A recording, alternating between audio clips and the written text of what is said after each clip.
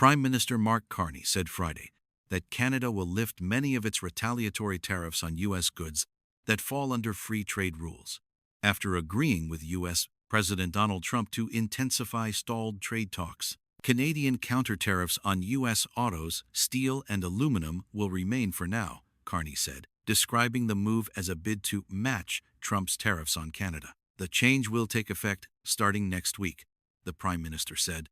As we work to address outstanding trade issues with the United States, it's vital we do everything we can to preserve this unique advantage for Canadian workers, Canadian businesses, Carney told reporters in Ottawa.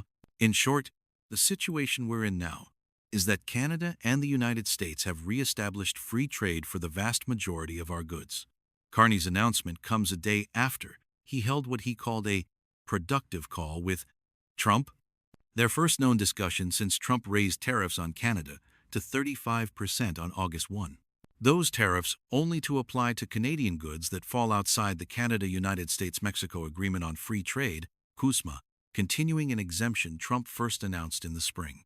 Canada had kept its counter-tariffs on nearly $30 billion of U.S. goods that fall under the Free Trade Pact, including orange juice and microwaves, despite Trump's CUSMA carve-out.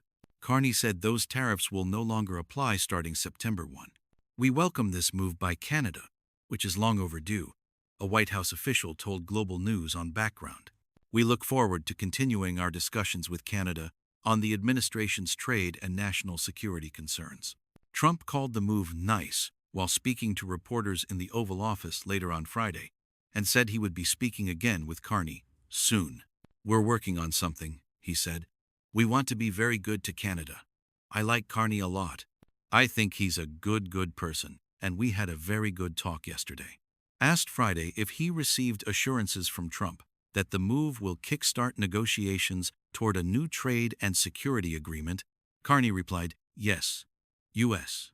Ambassador to Canada Pete Hoekstra had complained about Canada's counter-tariffs on U.S. goods that fall under CUSMA, also known as the USMCA, in an interview with Global News last week. "Canada is the country that has pulled the rug out from USMCA," Hoekstra said. "They also started putting tariffs on CUSMA products. We haven't done that. But Canada has decided that's fair game. We will call into question CUSMA."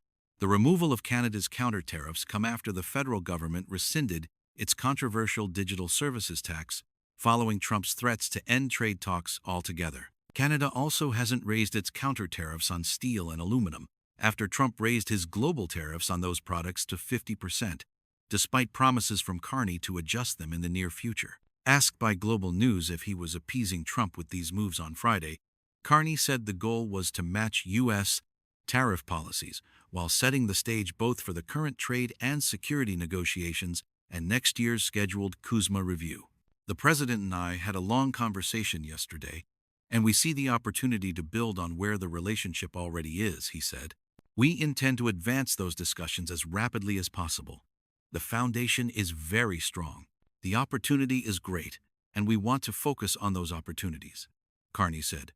"I reject your characterization of what I'm saying when pressed on whether he is asking Canadians to accept the best of a bad deal, after urging Canadians to put their elbows up in its dispute with the U.S. "We have the best deal with the United States right now," he said. "We have the best deal. Look at the numbers. Our tariff rate is 5.5%. We have 85% of our goods that are free trade. It's not what we used to have, but nobody has a deal with the United States that they used to have. With this decision, we're respecting our agreement with the United States, and we are matching what they have done. That puts us in a good position for the next phase of these negotiations." Carney added the move doesn't conflict with his elbows up pledge, continuing the analogy by describing the negotiations as a long hockey game. "There is a time in a big game, and this is a big game. When you go hard in the corners, the elbow is up. We drop the gloves in the first period and just send a message," he said. "And we've done that pretty uniquely in the world. But there's also a time in a game where you want the puck. You want a stick handle, you want to pass, you want to put the puck in the net. And we're moving later into the game, and we're at that time in the game, and that's where the engagement is." Conservative leader Pierre Poilievre has accused Carney of putting his elbows down and bending over backwards to appease Trump amid the negotiations. He called Friday's announcement another climb down and capitulation by Mark Carney, noting Trump appeared to give no concessions in return. His elbows have mysteriously gone missing, he told reporters in Ottawa. His signature promise in the last election was that he was going to put elbows up, negotiate to win, and match American tariffs. Now, he's abandoning it. So either he admits that he was wrong all along, or that he knowingly spread falsehoods to get elected. He needs to explain which of those two things it is.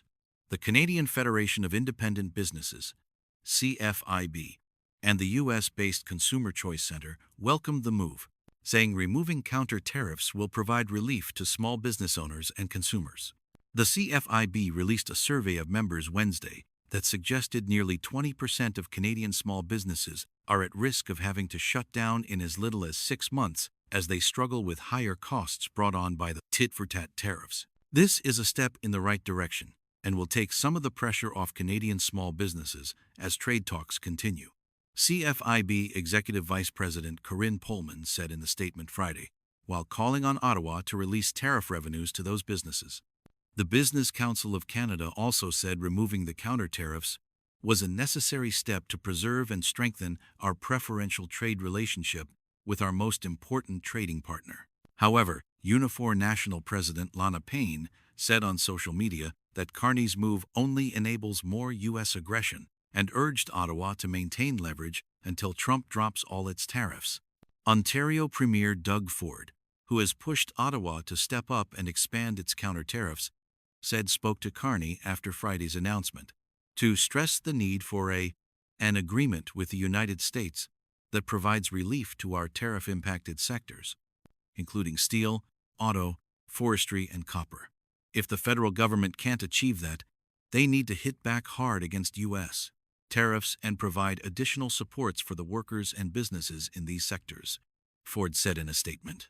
The Canadian Chamber of Commerce was more reserved, saying in a statement that the focus must remain on securing a good deal between Canada and the U.S., and that tariffed sectors like steel, aluminum, and agriculture are bearing the brunt of the trade dispute. At a time of heightened trade tensions, it is essential these adjustments be carefully calibrated in close consultation with Canada's business community. Senior Vice President of International Policy Catherine Fortin-Lefebvre. Decisions made today will have ripple effects for supply chains, employers, and consumers, and must be managed with care to preserve long-term competitiveness.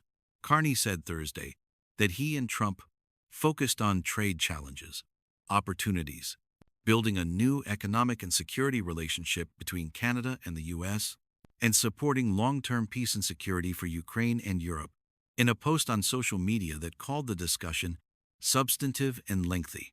A statement from the Prime Minister's office said Trump and Carney agreed to reconvene shortly. The White House said the duties increased because Ottawa did not do enough to curb the flow of fentanyl and pointed to Canada's implementation of retaliatory tariffs. There's two countries that have been relatively harsh against the United States, and that's China and Canada, Hoekstra told Global News last week. China has also faced increased U.S. fourth tariffs compared to other countries. Data from the U.S. Customs and Border Protection Agency shows a minuscule amount of fentanyl is seized at the northern border compared to the border with Mexico. Those seizures from Canada spiked this spring.